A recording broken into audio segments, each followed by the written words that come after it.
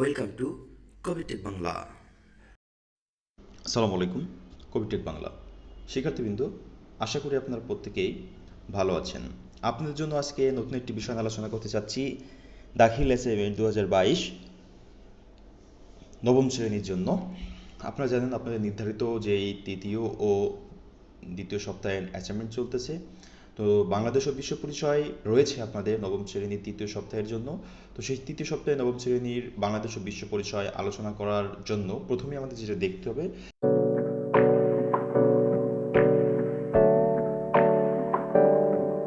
সিলেবাসে কি বলেছে বা প্রশ্ন কি লিখতে হবে একটু খেয়াল করেন। আমাদের এখানে আমরা দেখতে পাচ্ছি আমাদের ভাষা আন্দোলনের সম্পর্কে ব্যাখ্যা করতে বলেছে, যুক্তফ্রন্ট গঠনের কারণ ব্যাখ্যা করতে বলেছে 1966 সালের 6 দফা, যেখানে কমপক্ষে 4টে দফা লিখতে হবে। 1971 সালের মুক্তিযুদ্ধের তাৎপর্য, 7ই মার্চের ভাষণ থেকে মহান মুক্তিযুদ্ধ বিজয়, পুরোটা লিখতে পারলে। এখন একটু খেয়াল করেন তাৎপর্য আর আমরা খুব শর্টকাটও লিখতে পারি, আবার অনেক বড় করে লিখতে পারি। হ্যাঁ, তো আমি যেভাবে লিখেছি খুব সুন্দর করে দেখানোর চেষ্টা করেছি। একটু খেয়াল করেন, ক নম্বর যদি আমি নির্দেশনার উত্তর এভাবে লিখেছি, ভাষা আন্দোলন। ভাষা আন্দোলন তৎকালীন পূর্ব পাকিস্তান তথা বাংলাদেশ, বর্তমান বাংলাদেশে পরিচালিত নজিরবিহীন আন্দোলন। 1947 সালে পাকিস্তান রাষ্ট্রের জন্ম হয়। পাকিস্তানি শাসকবর্গ তখনকার পূর্ব পাকিস্তানের অধিবাসী সমগ্র পাকিস্তানের শতকরা 56% মানুষের ভাষা বাংলাকে যথাযথ মর্যাদা দিতে অস্বীকৃতি জানায়। 1948 সালের মার্চ মাসে পাকিস্তানের তদানীন্তন গভর্নর জেনারেল মোহাম্মদ আলী জিন্নাহ ঢাকা বিশ্ববিদ্যালয়ের সমাবর্তন অনুষ্ঠানে যোগদান করেন যে উর্দু এবং কেবলমাত্র উর্দুই হবে পাকিস্তানের রাষ্ট্রভাষা। বাংলাদেশের দেশপ্রেমী জনগণ এটাকে তাদের সংস্কৃতির উপর চরম আঘাত হিসেবে ধরে নেয়। এই ঘোষণা থেকে আন্দোলনের বীজ বপন করে। ছাত্র সমাজ, রাজনৈতিক সচেতন ব্যক্তিরা এর বিরুদ্ধে কড়া প্রতিবাদ জানান। 1952 সালের 21শে ফেব্রুয়ারি ভাষা আন্দোলন কমিটি ঢাকা বিশ্ববিদ্যালয়ের থেকে পূর্ব পাকিস্তানের পার্লামেন্ট ভবনে যাওয়ার সিদ্ধান্ত গ্রহণ করেন। পূর্ব পাকিস্তান সরকার ঢাকা বিশ্ববিদ্যালয় ও পার্লামেন্ট ভবন এলাকায় 144 ধারা জারি করে। পূর্ব পাকিস্তানের ছাত্ররা এই আদেশে অমান্য করে এগিয়ে যেতে চাইলে পুলিশ গুলি চালায়। ফলে বরকত, শফিক, সালাম, জব্বার আরও অনেকের রক্তে ঢাকার রাজপথ রঞ্জিত হয়। পরদিন আহত ধর্মঘট ছাড়া পূর্ব পাকিস্তান অচল করে দেয়। অবশেষে পাকিস্তানি শাসকবর্গ বাংলাকে পাকিস্তানের রাষ্ট্রমর্যাদা ভাষা হিসেবে স্বীকৃতি দিতে বাধ্য হয়। ভাষা আন্দোলন নব জাতীয় করে জাতিসংঘ এই দিনটিকে আন্তর্জাতিক মাতৃভাষা দিবস হিসেবে ঘোষণা করেছেন। এটা হচ্ছে ক নম্বর নির্দেশনা। খ নম্বর বলা হয়েছে যুক্তফ্রন্ট কেন গঠিত হয়। একটু খেয়াল করেন, যুক্তফ্রন্ট গঠনের কারণ বিশাল। 1954 সালের পূর্ব বাংলার প্রাদেশিক পরিষদের নির্বাচনে মুসলিম লীগকে ক্ষমতাচ্যুত করার লক্ষ্যে যুক্তফ্রন্ট গঠিত হয়।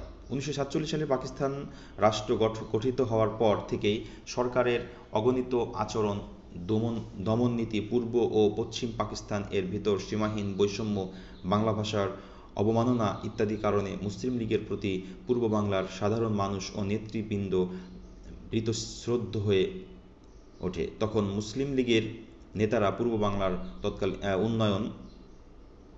পূর্ব বাংলার টাকা পশ্চিম পাকিস্তান পাচার করত। মুসলিম লীগ পূর্ব বাংলার পাট বেচা টাকা দিয়ে পশ্চিম পাকিস্তান উন্নয়ন করে, কিন্তু তা পূর্ব বাংলার কোনো উন্নয়ন করে নাই।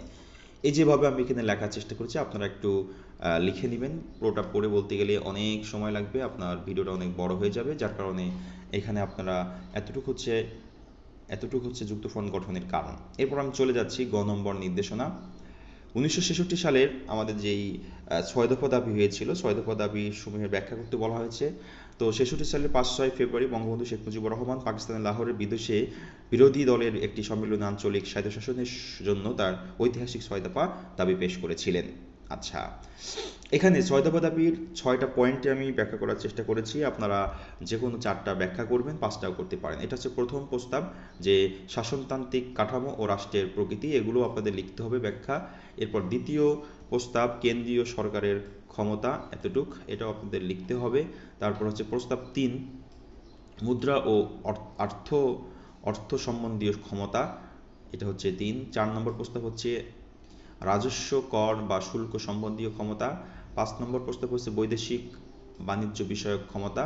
6 নম্বর হচ্ছে যে আমরা দেখছি আঞ্চলিক বাহিনী গঠনের ক্ষমতা। তো তো এগুলো আপনারা একটু ব্যাখ্যা লিখবেন যাতে আপনাদের অ্যাসাইনমেন্টটা সুন্দর হয়। এটা হচ্ছে গ নম্বর। লাস্ট যে বিষয়টি ছিল সেটি হচ্ছে মুক্তিযুদ্ধের তাৎপর্য। দেখেন আমি খুব সহজ করে এবং ছোট করে লেখার চেষ্টা করেছি।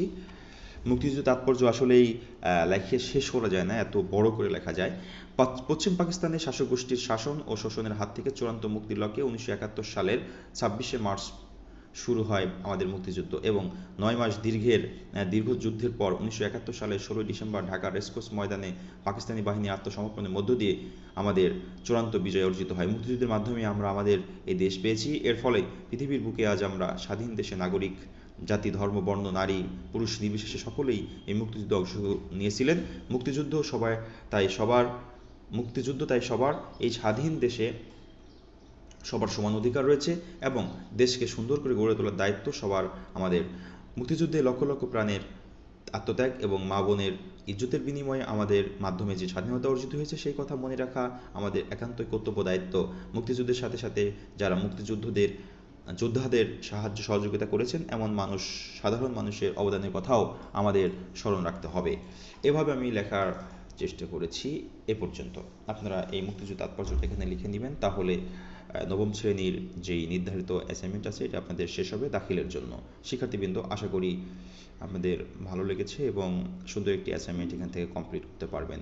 তো সবার সুস্বাস্থ্য কামনা করে শেষ করছি। পরবর্তী যেই সাবজেক্টটি আছে সেটা দেওয়ার চেষ্টা করব। সে পর্যন্ত ভালো থাকবেন, সুস্থ থাকবেন। আর সেই অ্যাসাইনমেন্টগুলো পেতে হলে অবশ্যই চ্যানেলের সাথে থাকতে হবে, বেল আইকনটি অন করতে হবে। আসসালামু আলাইকুম।